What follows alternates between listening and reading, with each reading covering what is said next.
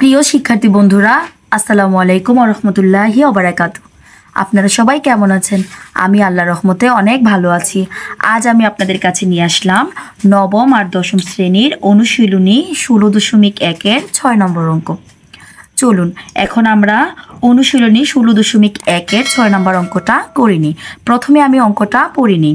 এখানে আছে একটি ত্রিভুজের দুই বাহুর দৈর্ঘ্য যথাক্রমে 26 মিটার ও 28 মিটার এবং ক্ষেত্রফল 182 বর্গমিটার হলে বাহুদ্বয়ের অন্তর্ভুক্ত কোণ নির্ণয় করো।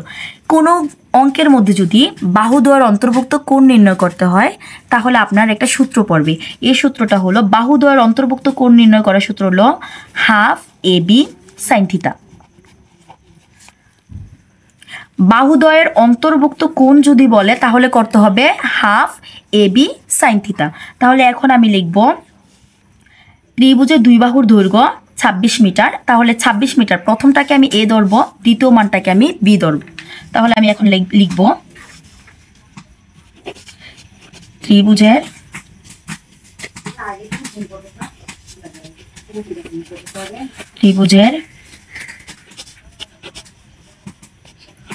দুইটি বাহুর দৈর্ঘ্য, একটা ধরলাম A, তাহলে A কল 26 মিটার মানে 26 মিটার, ও আরেকটা 28 মিটার 28, এটাকে আমি ধরবো B ইকুয়াল 28 মিটার। এখন আমাকে বলছে যে ক্ষেত্রফল 182 বর্গমিটার আর বাহুদ্বয়ের অন্তর্ভুক্ত কোণ নির্ণয় করো। তাহলে এখন আমি লিখব প্রশ্ন মতে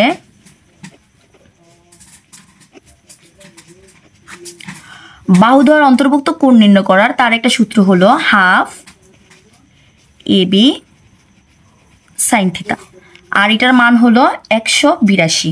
তাহলে এখানে আমি লিখব 182, তারপর বা দিব হাফ, কারণ দুটো সমান সমান হয় না, প্রথমে বা বসে, তারপর হাফ এবির জায়গায় আমি এবির মান বসাবো। তাহলে এর মান হলো 26, আমি এখানে 26 লিখবো। এই মানটা সবটার সাথে গুণ অবস্থায় আছে, তাহলে আমি এখানে গুণ দিয়ে লিখবো 26।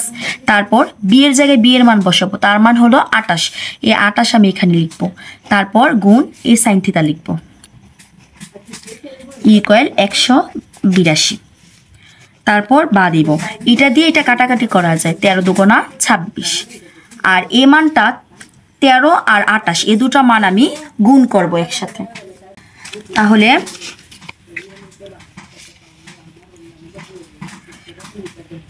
13 গুণ 28 যদি গুণ করি তাহলে হয় 384, আমি এখানে 384 লিখবো, আর সাইন থিটা যা আছে তাই লিখবো, আর ইকুয়াল 182 লিখবো।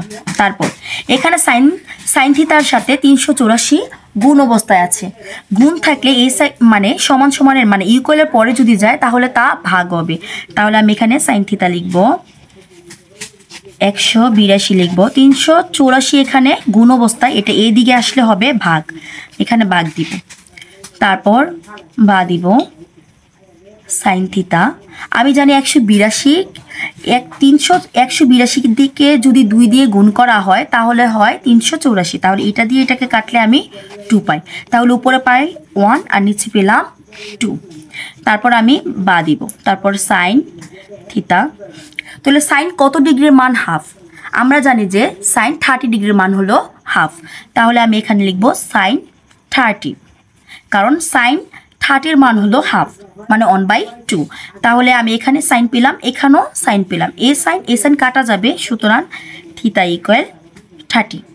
এটাই আমাকে বলছে যে বাহুদ্বয়ের অন্তর্ভুক্ত কোণ নির্ণয় করো, আর এটাই বাহুদ্বয়ের অন্তর্ভুক্ত কোণ হলো থিটা, তার মান আমি পেলাম 30। এটাই আনসার।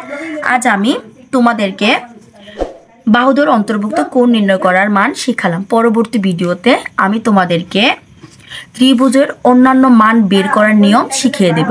আজ এই পর্যন্তই। তোমরা সবাই ভালো থাকো, সুস্থ থাকো, সুন্দর থাকো। আসসালামু আলাইকুম ওয়া রাহমাতুল্লাহি ওয়া বারাকাতুহু।